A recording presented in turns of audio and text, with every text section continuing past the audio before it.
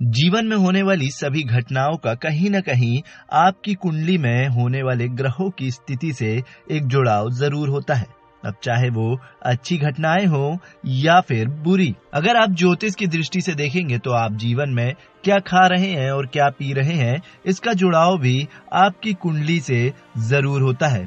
ऐसे में कुंडली में दूसरा भाव मुख का होता है, जिसका मतलब है मुंह से जुड़े सभी काम, यानी कि आप क्या अच्छा खा रहे हैं, मुंह से जुड़ी हुई बीमारियां, आपकी वाणी और मुंह से जुड़ी सभी चीजें।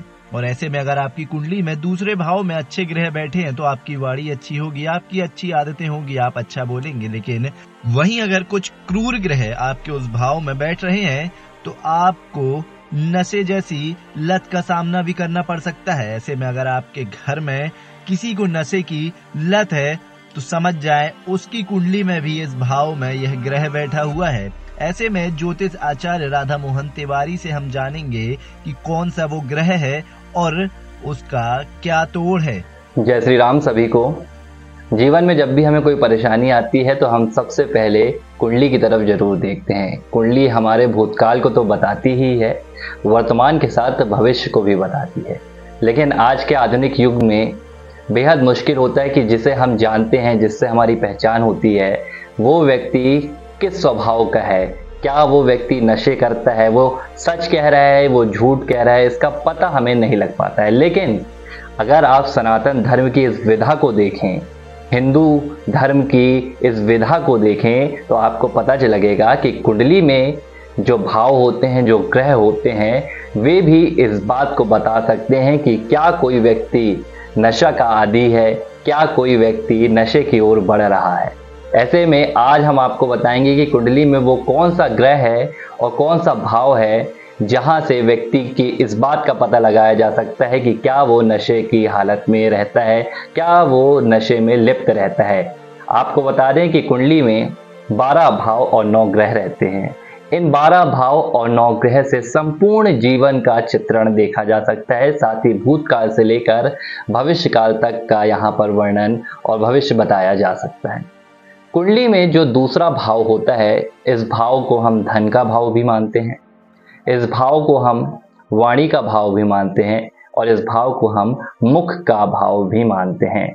इस भाव में यदि शुभ ग्रह बैठते हैं, शुभ ग्रह विराजित होते हैं, चाहे वो कोई भी ग्रह हो, तो जातक को, व्यक्ति को काफ़ी अच्छे फल मिलते हैं। उसकी वाणी ओज होती है, उसके पास धन आता है, उसे मुख संबंधी किसी भी प्रकार की समस्या नहीं आती है। लेकिन इसके विपरीत अगर हमारी कुंडली के इसी दूसरे भाव में पापा ग्रह बैठ जाते हैं, विशेष तौर पर राहु, तो राहु की उपस्थिति दूसरे भाव में जातक को नशे की ओर बढ़ाने का काम करती है। अधिकतर मामलों में ऐसा देखा जाता है कि जब कुंडली के दूसरे भाव में राहु बैठते हैं, क्योंकि राहु पापा ग्रह हैं, राहु का स्वभाव पापी है, राहु ऐसे कार्यों में जातक को ले जाते हैं, चाहे वो नशे में लिप्त होने जैसे कार्य हो, वाणी में कड़ुता आ जाती है, तो ऐसे तमाम लक्षण वाले जो भी काम है ये राहु महाराज करवाते हैं।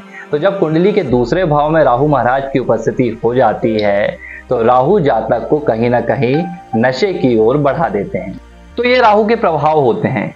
राहु जब भी द्वितीय भाव में बैठता है तो वो नशे की ओर ले जाता है। हालांकि फिर मैं वही कहूंगा कि कुंडली में 12 भाव होते हैं, 9 ग्रह होते हैं।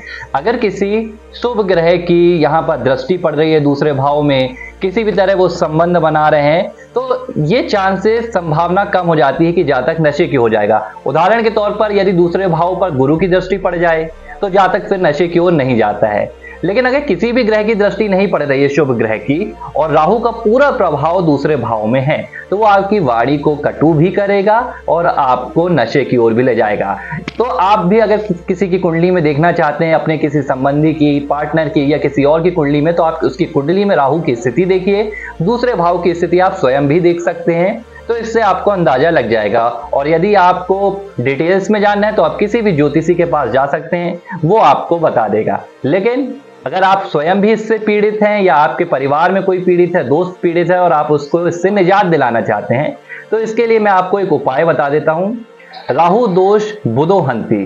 राहु का दोष हरने के लिए उसके मित्र बुध की सहायता लेना पड़ता है। कहा जाता है कि राहु के दोष बुध ही हरता है। ऐसे में आपको क्या करना है, आपको बुधवार के दिन किसी भी गरीब को या किसी भी आप अपाहिज को हरा खाने का पदार्थ दान करें।